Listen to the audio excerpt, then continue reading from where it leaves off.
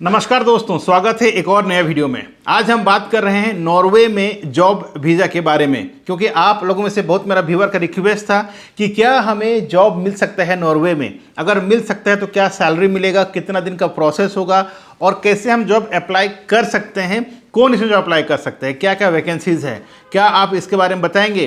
तो मैंने सोचा कि वीडियो के माध्यम से बता दूं कि आप लोगों को आसानी से समझ में आए कि क्या आप भी एलिजिबल हैं नॉर्वे में जॉब अप्लाई करने का।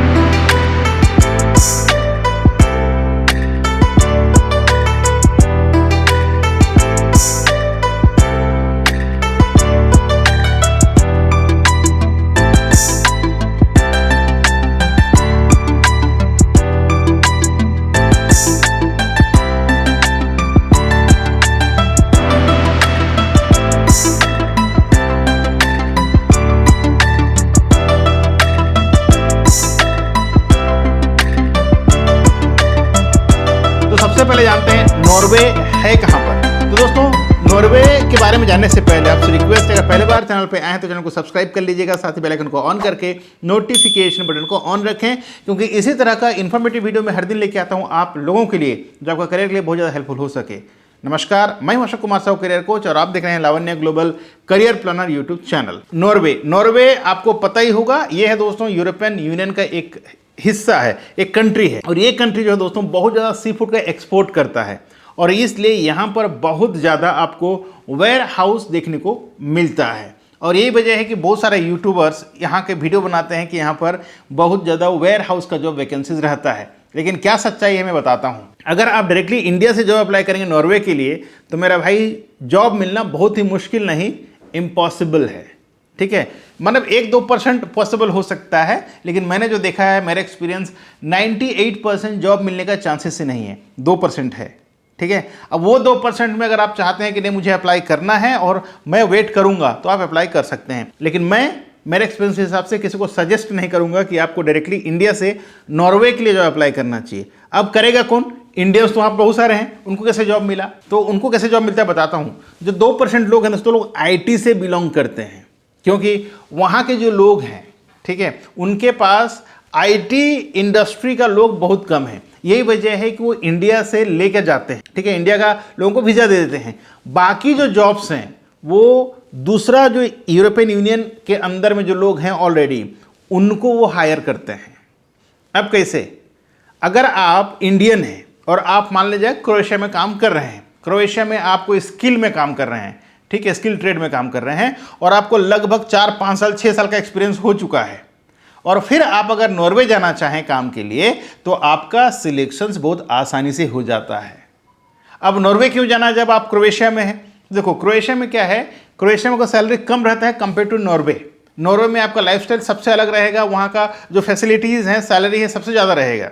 ठीक है, तो यही वजह है जो ऑलरेडी क्रोएशिया चले जाते हैं वो फिर नॉर्वे चले जाते हैं। तो मेरा कहने का मतलब ये है, अगर आप डायरेक्टली इंडिया से कोशिश करते हैं नौकरी लेने का नॉर्वे में, तो ये मुश्किल नहीं बल्कि नामुमकिन है।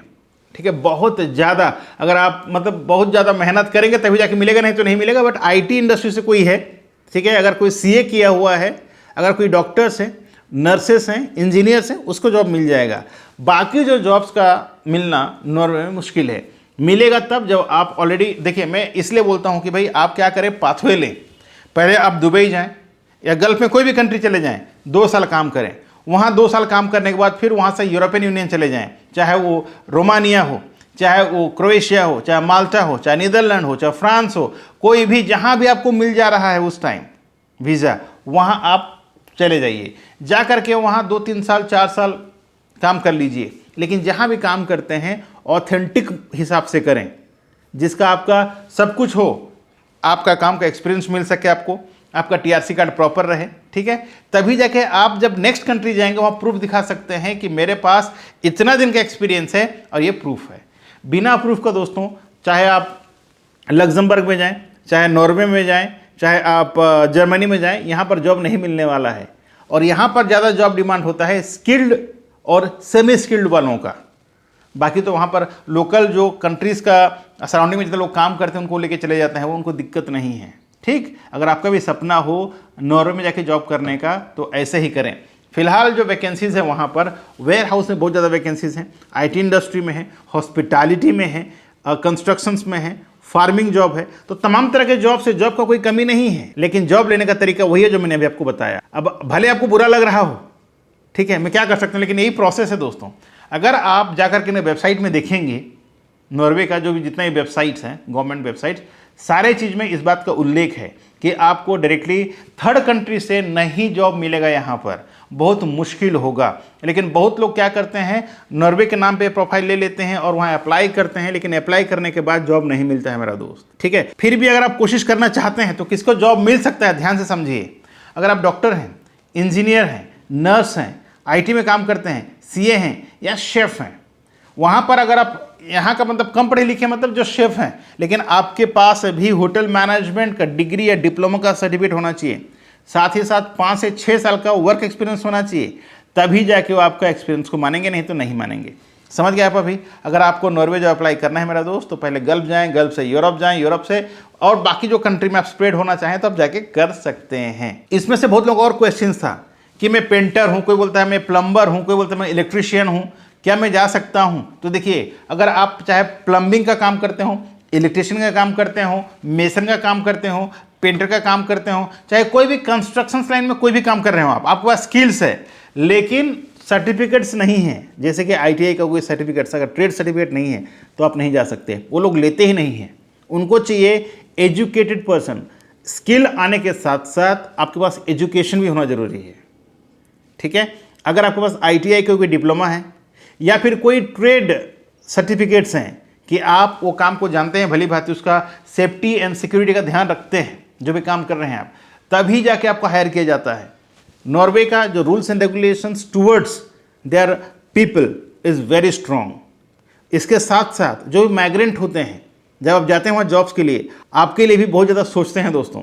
वहाँ जाकर के आपको कोई प्रकार तकलीफ ना हो, इस चीज़ का ध्यान रखते हैं और इसीलिए वो आपसे मांगते हैं कि आपके पास प्रॉपर एजुकेशन के साथ साथ एक्सपीरियंस होना चाहिए और साथ ही साथ ट्रेड लाइसेंस या फिर ट्रेड सर्टिफिकेट्स होना चाहिए, तभी जाके वो पर्टिकुलर जॉब में आपको हायर करते हैं, नहीं तो नहीं मिलेगा जॉब।